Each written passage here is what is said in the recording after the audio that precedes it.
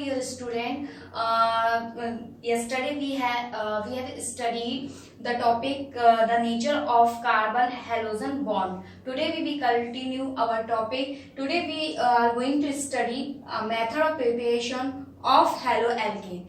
आज हम पढ़ने जा रहे हैं मेथड ऑफ प्रिपरेशन हेलोएल्कीन की, हेलोएल्कीन को कैसे बनाते हैं। तो सबसे पहले हम वो मेथड ऑफ प्रिपरेशन करेंगे जो हमने 11th क्लास में किए हुए हैं, फिर उसके बाद जो न्यू टॉपिक है या न्यू मेथड ऑफ प्रिपरेशन है वो करेंगे। सबसे पहले हमने क्या 11th क्लास में पढ़ा हुआ है हेलोजिनेशन।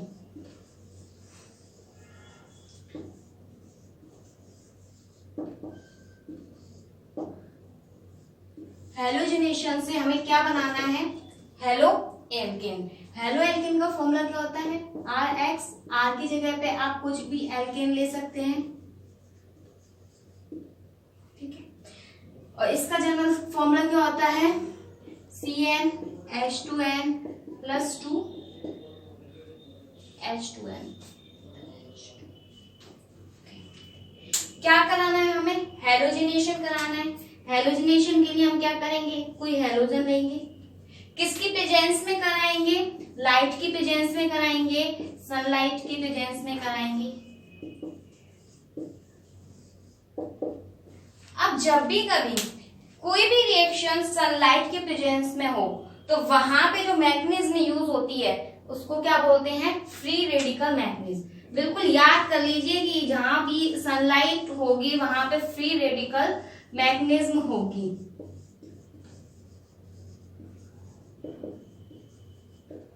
ओके, तो ये सिर्फ एक जनरल इंट्रोडक्शन। हेलोजिनेशन से हमें क्या बनाना है, एल्केन बनाना है, हेलोएल्केन बनाना है, मतलब कि ये बनाना है किसका, जब हम इस पे जो हमारा मेन प्रोडक्ट है वो हेलोएल्केन है, किसके क्या कराएंगे हम, हेलोजिनेशन कराएंगे। तो उसके लिए हमें X2 हेलोजन को रिप्रेजेंट कर रहा है, किसकी प्रेजेंस में करा रहे हैं, सनलाइट के प्रेजेंस में। अब जो रिएक्शन होगी सनलाइट की प्रेजेंस में उसमें कौन सा मैकेनिज्म यूज होगा, फ्री रेडिकल मैकेनिज्म, ठीक है। अब इसके बाद बात करते हैं कि मान लीजिए, सपोज कीजिए कि हमारे पास ये एल्केन है, मीथेन, इसकी रिएक्शन हम करा रहे हैं क्लोरीन के संग, किसकी प्रेजेंस में, सनलाइट की प्रेजेंस में। तो हमें क्या मिलेगा, CH3Cl और एक हमारा HCl बाय प्रोडक्ट के रूप में निकल जाएगा। लेकिन मतलब प्रॉब्लम इज कि ये जो रिएक्शन है वो यहाँ पे स्टॉप नहीं होगी, ये रिएक्शन कंटिन्यू चलती जाएगी जब तक इसके पूरे हाइड्रोजन सब्स्टिट्यूट ना हो जाए, किससे, क्लोरीन से। तो ये जो CH3Cl है इस पे फिर रिएक्शन होगी और जो प्रोडक्ट बनेगा वो क्या बनेगा, CH2Cl2 और यहाँ पे फिर HCl निकलेगा। अभी भी ये रिएक्शन स्टॉप नहीं होगी, अभी भी इसके पास 2 हाइड्रोजन है। तो फिर से जब रिएक्शन होगी सनलाइट के प्रेजेंस में तो यहाँ पे बनेगा CHCl3 plus HCl, chloroform.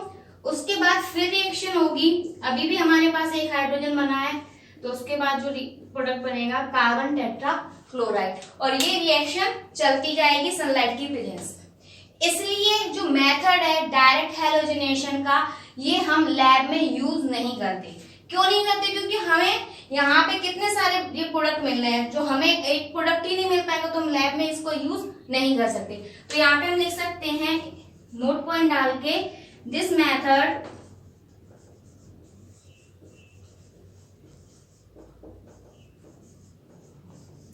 is not good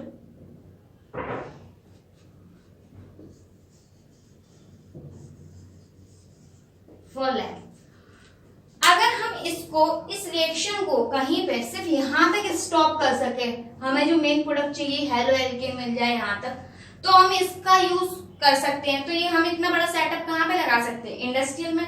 तो इंडस्ट्रियल बेसिस से तो ये रिएक्शन ठीक है, लेकिन हम लैब में इस रिएक्शन का यूज नहीं कर सकते। अब ये रिएक्शन जो दिख रही है ये होती कैसे है, तो उसके लिए हमें पढ़ना पड़ेगा मैकेनिज्म। और ये रिएक्शन किस मैकेनिज्म से होती है, यहाँ पे मैंने बताया था फ्री रेडिकल मैकेनिज्म से। तो लेट्स स्टार्ट इट्स मैकेनिज्म कैसे होगी, तो वो देखते हैं।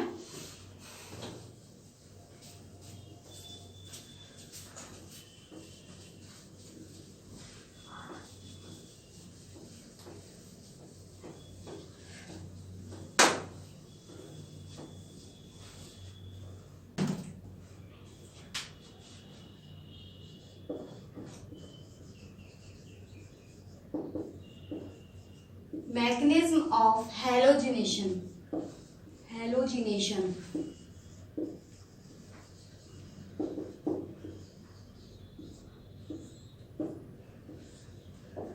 तो सबसे पहले क्या होगा कि सबसे पहले इनिशिएशन स्टार्ट होगा। इनिशिएशन स्टेप होगा। Step number first is initiation, कि ये रिएक्शन कैसे स्टार्ट होगी।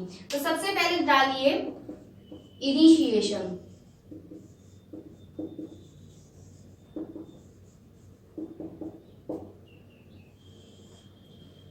तो यहां पे सबसे पहले क्लोरीन के 2 मॉलिक्यूल हैं। सनलाइट की प्रेजेंस में, जो सनलाइट है इसकी प्रेजेंस में ये जो क्लोरीन मॉलिक्यूल है इनका क्लीवेज होगा, और ये जो क्लीवेज होगा वो होगा होमोलिटिक क्लीवेज।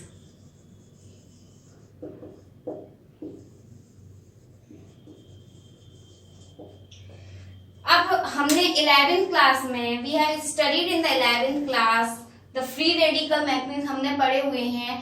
रिएक्शन इंटरमीडिएट, वहां पे हमने फ्री रेडिकल पढ़ा था। तो उसमें जो क्लीवेज है, होमोलिटिक क्लीवेज का मतलब, मैं थोड़ा सा ब्रीफ आइडिया दे रही हूँ यहाँ पे, कि जो इलेक्ट्रॉन होंगे वो दोनों में क्या होंगे, इक्वल शेयरिंग होगी। मतलब एक इलेक्ट्रॉन इसके पास है, एक इलेक्ट्रॉन इसके पास है। जब ये बॉन्ड टूटेगा तो दोनों के पास एक एक इलेक्ट्रॉन चले जाएंगे, और उसको क्या बोलते हैं, होमोलिटिक क्लीवेज। ठीक है। अब हमारे पास क्या हुआ, Cl2 से एक फ्री रेडिकल, दो फ्री रेडिकल किसके बन गए, क्लोरीन के, A1 इज, ठीक है। अब हमारे पास 2 फ्री रेडिकल हैं क्लोरीन के। अब ये एक जो फ्री रेडिकल है वो किस पर अटैक करेगा, CH4 किस पर अटैक करेगा, CH4 पे।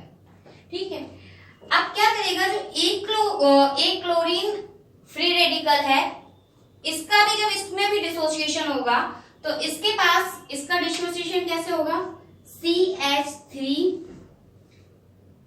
और एक हाइड्रोजन, जो 1 हाइड्रोजन जो फ्री रेडिकल है ये क्या होगा, स्टेबल होगा, मोस्ट स्टेबल होगा in comparison to CH3। CH जो है फ्री रेडिकल, जो H फ्री रेडिकल है वो स्टेबल है इन कंपैरिजन टू CH3। तो अब जो एक क्लोरीन एटम है वो H से जाके कंबाइन हो जाएगा और एक HCl को बाहर निकाल देगा। तो हमारे पास क्या बचेगा, एक CH3 बचेगा और HCl निकल गया। तो अब हमारे पास एक Cl बचा है फ्री रेडिकल, एक CH3 बचा है। तो ये हो गई हमारी इनिशिएशन स्टेप। अब उसके बाद इनिशिएशन स्टेप के बाद क्या होगा, प्रोपोगेट होगा। जैसे कि मैंने पहले भी रिएक्शन में बताया था, ये रिएक्शन चलती रहेगी कब तक, जब तक कि हाइड्रोजन पूरे सब्स्टिट्यूट ना हो जाए। तो उसके बाद कौन सा स्टेप आएगा, सेकंड स्टेप, और उसको क्या बोलेंगे, प्रोपोगेशन स्टेप। इसको नोट कर लिया होगा कॉपी में।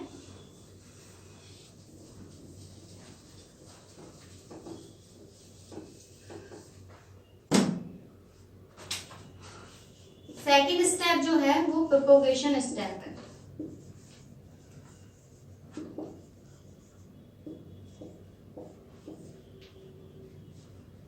प्रोपोगेशन स्टेप में क्या होगा, जो हमारा CH3 है, इसको ऐसे लिखिए, CH3 है,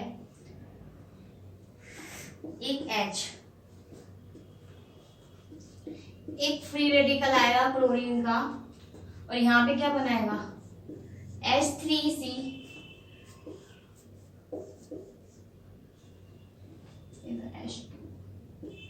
और यहाँ पे Cl। ठीक है। एक जैसे ये प्रोडक्ट बनेगा, HCl फिर निकलेगा। अब हमारे पास क्या हो सकता है, जो एक Cl हमारा फ्री रेडिकल बच रहा है। अब हमारे पास 2 कंडीशन है, या तो ये Cl फिर से इस पे अटैक कर दे, या तो ये Cl फिर से इस पे अटैक करेगा, या ये Cl जो हमारा इनिशिएशन स्टेप था उधर CH3 पे अटैक करेगा। तो सपोज कीजिए कि ये Cl जो है वो इस पे फिर अटैक करेगा, तो हमारे पास क्या हो जाएगा, H और यहाँ पे Cl,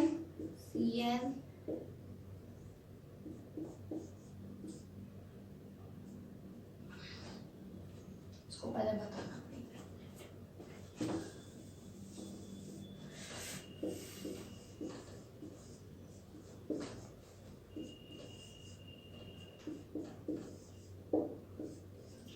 अब ये Cl इस पे अटैक करेगा तो क्या होगा,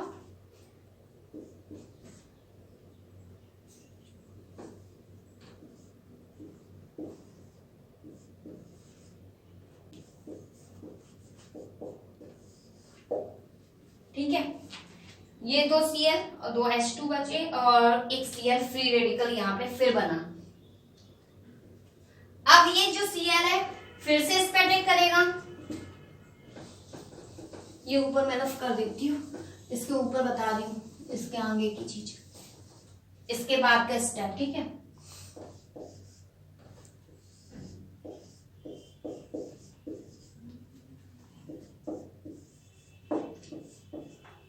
अब जो रिएक्शन होगी वो क्या होगी,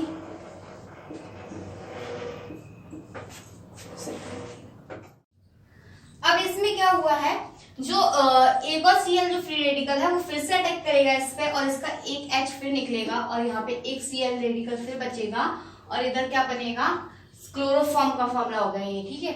अब जो Cl रेडिकल है वो फिर से फर्दर अटैक करेगा इस कंपाउंड पे और जो क्या बनेगा, जो हमारा इसको दिखाती हूँ, CCl3H, ये हमारा कंपाउंड है और इस पे जब फ्री रेडिकल अटैक करेगा तो ये क्या बन जाएगा, CCl4।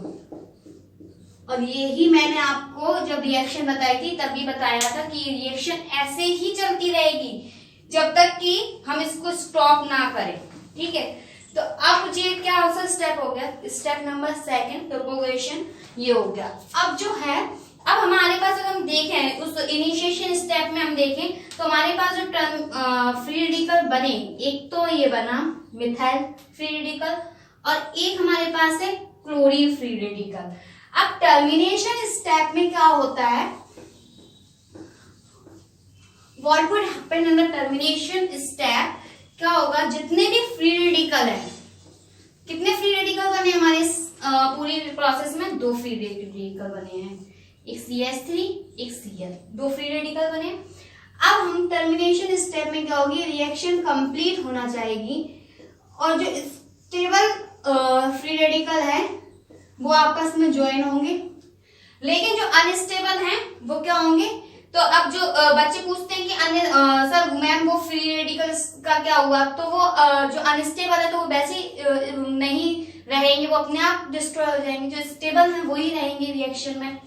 तो अब हमारे पास 2 कंडीशन है, ये Cl जो फ्री रेडिकल है ये आपस में रिएक्ट कर जाए, Cl तुम्हारे पास क्या बनेगा, Cl2, ठीक है। अब अगर ये जो मिथाइल फ्री रेडिकल बना है ये Cl फ्री रेडिकल से रिएक्ट कर जाए तो हमारा एल्काइल हैलाइड बन जाएगा, ये तो हमें चाहिए ही। अब जो CH3 फ्री रेडिकल बना है ये भी तो CH3 रेडिकल से रिएक्ट कर सकता है, तो यहाँ पे जो बनेगा वो क्या बनेगा, CH3 मतलब कि इथेन।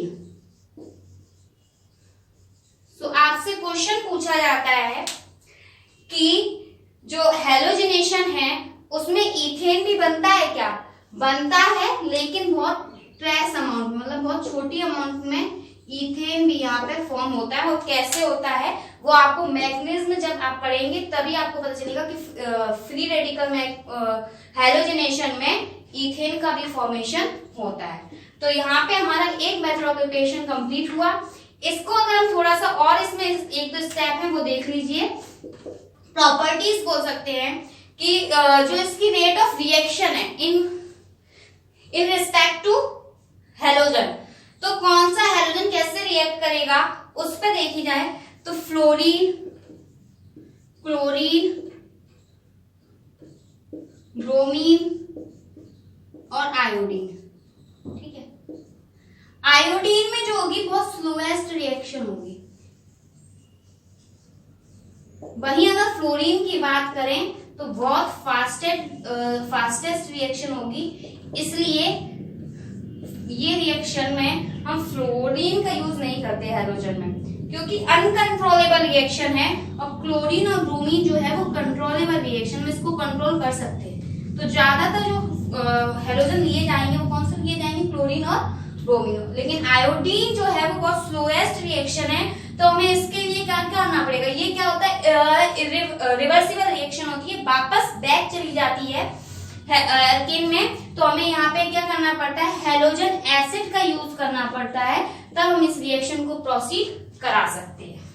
ठीक है, तो अगर हम इन रिस्पेक्ट किसकी बात करें, हेलो एल्केन में, तो वहां पे एक पॉइंट आपको और नोट करना है,